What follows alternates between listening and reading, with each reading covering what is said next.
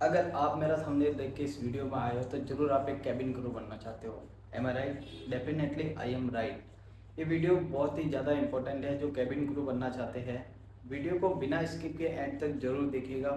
मैंने इस वीडियो में बहुत ही डीपली एंड छोटी छोटी चीज़ें सारी शेयर करी है जो कैबिन क्रू बनने के लिए बहुत ही ज़्यादा इंपॉर्टेंट है। अगर आप स्किप करके वीडियो को चलोगे तो आपको सारी चीज़ें समझ में नहीं आएगी एंड रिजल्ट आपको पता ही है होगा क्या आगे। इसीलिए मैं आपको बोल रहा हूँ कि वीडियो को बिना स्किप किए एंड तक जरूर देखना, ताकि आपको सारी चीज़ें समझ में आए, देन आप उसको इम्प्रूव कर सको एंड फ्यूचर कैबिन क्रू बन सको। तो सबसे पहले हम जानेंगे एज के बारे में। अगर आप एक कैबिन क्रू बनना चाहते हैं एंड अगर आप एक फ्रेशर हो तो आपकी एज 18 टू 27 ईयर होनी चाहिए। देन अगर आपके पास कोई एक्सपीरियंस है तो आप 33 टू 35 ईयर तक भी अप्लाई कर सकते हो। देन हम बात करेंगे एजुकेशन के बारे में।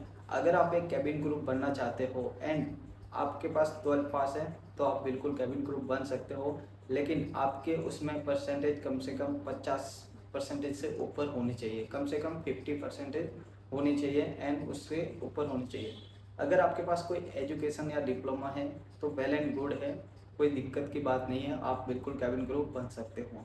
हाँ, एक और most important thing, cabin crew बनने के लिए कोई भी डिप्लोमा या कोई भी कोर्स जो एविएशन के रिगार्डिंग होता है वो करने की कोई नीड नहीं है, कोई इम्पोर्टेंट नहीं है। इंटरव्यू में आपसे कोई नहीं मांगता है उसका सर्टिफिकेट एंड ऐसा बिल्कुल नहीं है कि अगर आपने कोर्स नहीं किया हुआ तो आप कैबिन क्रू नहीं बन सकते हो, ऐसा बिल्कुल भी नहीं है। देन उसके बाद हम बात करेंगे हाइट के रिगार्डिंग। तो अगर आप एक फीमेल हो एंड कैबिन क्रू के लिए जा रहे हो इंटरव्यू देने के लिए तो आपकी हाइट कम से कम 155 सेंटीमीटर होनी चाहिए एंड अगर आप एक मेल हो तो आपकी हाइट कम से कम 167 सेंटीमीटर होनी चाहिए।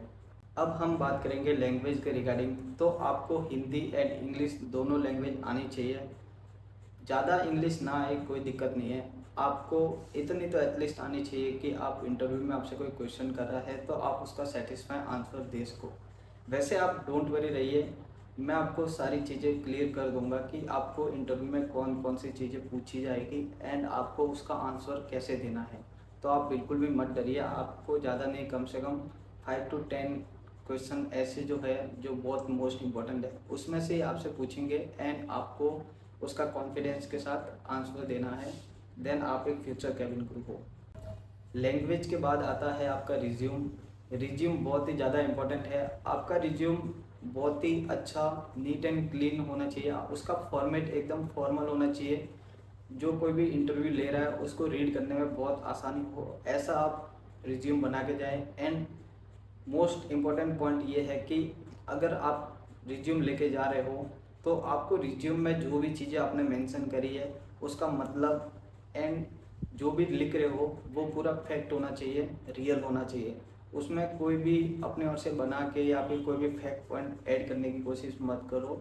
देन हम उसके बाद डिस्कस करेंगे आउटफिट के बारे में। जब आप इंटरव्यू देने के लिए जा रहे हो तो आपके पास कैसा आउटफिट होना चाहिए, तो हम उसके बारे में डिस्कस करेंगे। अगर आप एक मेल हो एंड आप इंटरव्यू देने के लिए जा रहे हो तो आपके पास ऐसा आउटफिट होना चाहिए, ठीक है, जिसके अंदर टाई, ब्लेज़र, शूज़, आपका ट्राउज़र, ये सब बहुत इंपॉर्टेंट है। एंड आपकी जो हेयर स्टाइल है वो एकदम फॉर्मल होनी चाहिए, क्लीन सेव होना चाहिए। अगर आपके पास में ब्लेज़र नहीं है तो कोई इशू नहीं है, आप इस तरह से भी रेडी होके जा सकते हो, ठीक है। देन हम बात करेंगे फीमेल के बारे में। तो फीमेल एक फॉर्मल आउटफिट लेके जाए, जो ये है, आपका भी ब्लेज़र, ट्राउज़र जो भी, तो आप इसको मेंटेन रखें। एंड अगर आपके पास ब्लेज़र नहीं है तो कोई इशू नहीं है। एंड अगर आप इंडिगो के इंटरव्यू के लिए जा रहे हो तो आपके पास ये वाला आउटफिट होना चाहिए, जो फीमेल का स्कर्ट होता है वो बहुत ही ज़्यादा मैंडेटरी है इंडिगो के लिए, बाकी एयरलाइन के लिए नहीं है। तो इस चीज़ का आप कंफर्म ध्यान रखें कि आपको कैसा आउटफिट पहनना है। बस आज के लिए इतना ही।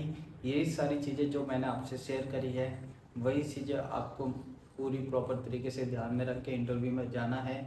एंड अगर आपको लगता है कि ये यूट्यूब चैनल आपके लिए इम्पोर्टेंट है तो चैनल को सब्सक्राइब करना मत भूलना। एंड इस वीडियो को उस शख्स तक ज़रूर पहुंचाना जो कैबिन क्रू बनने के लिए मेहनत कर रहा है या फिर कहीं पे ट्राई कर रहे हैं तो उस वीडियो को ज़रूर उनके साथ शेयर कीजिए ताकि वो भी इस वीडियो का बेनिफिट उठा सके। Thank you so much guys, मिलते हैं नेक्स्ट वीडियो में, तब तक के लिए बाय।